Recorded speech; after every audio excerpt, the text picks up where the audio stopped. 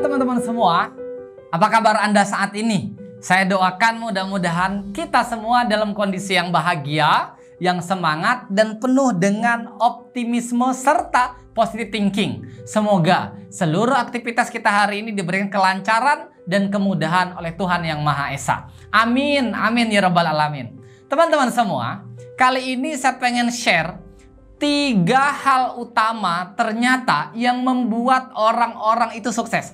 Yang membuat manusia menjadi bagian daripada minoritas. Karena saya selalu katakan, sukses itu, kaya itu, alim itu ternyata minoritas. Banyak orang di luar sana yang pengen sukses, tapi faktanya hanya sedikit yang sukses. Banyak banget di luar sana yang pengen kaya raya, tapi faktanya hanya segelintir orang saja yang kaya raya. Begitupun dengan keimanan. Banyak banget orang-orang di luar sana yang pengen beriman, tetapi masih aja cemplung ke hal-hal yang itu membuat Allah murka kepadanya. Mudah-mudahan kita semua dalam kondisi yang sangat semangat serta diberikan jalan yang lurus untuk bisa menjadi bagian orang-orang yang minoritas ini.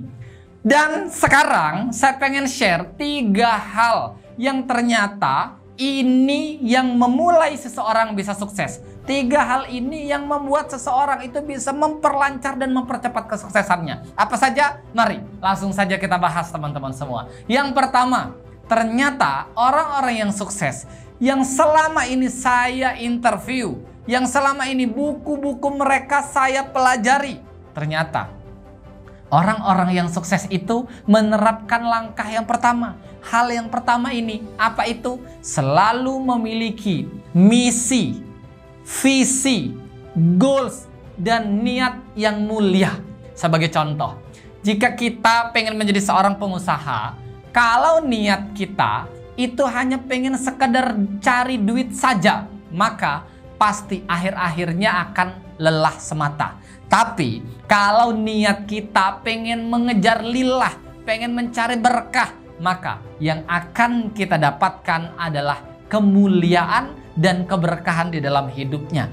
Tapi menariknya, duit, cuan lebih banyak biasanya didapat oleh mereka-mereka yang niatnya mulia seperti ini. Maka poin yang pertama, yuk kita remember, kita ingat-ingat, kita set up ulang misi kita, mimpi kita, goals kita, niat kita. Dan kita pastikan kita harus mulia di dalam melakukan visi, memberikan goals, dan menetapkan target.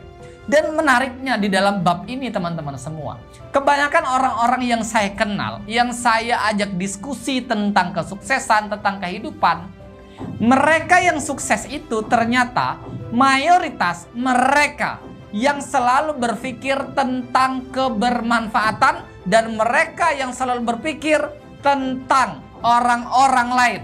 Jadi mereka tidak berpikir tentang kesuksesan untuk dirinya, tetapi mereka ingin sekali membahagiakan dan membanggakan banyak orang yang ada di sekitarnya. Maka yuk pelan-pelan bareng-bareng sebagai pemula kita lakukan poin yang pertama ini. Apa itu tadi? Poin yang pertama adalah selalu berniat yang baik-baik dan sesuatu itu berfokus pada hal yang luar biasa. Sehingga akhirnya nanti kita juga luar biasa. Yang kedua adalah kita kudu harus melakukan trust atau kepercayaan. Ternyata sebagai seorang pedagang akan mendapatkan kesuksesan jika banyak orang yang percaya terhadap produk yang dia tawarkan. Seorang pengusaha akan mendapatkan banyak investor masuk ketika orang-orang investor itu akan percaya tentang bisnis yang sedang kita jalankan. Intinya adalah percaya.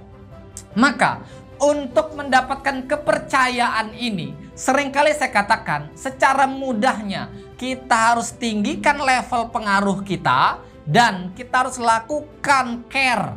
Oke, kita harus lakukan kepedulian. Kita harus bantu, kita harus berikan solusi kepada banyak orang. Semakin banyak kita memberikan solusi, maka semakin banyak orang yang akan percaya kepada kita. Dan ini sudah saya praktekkan. Itu yang kedua. Yang ketiga adalah kita untuk mendapatkan kesuksesan harus menemukan role model. Gimana maksudnya?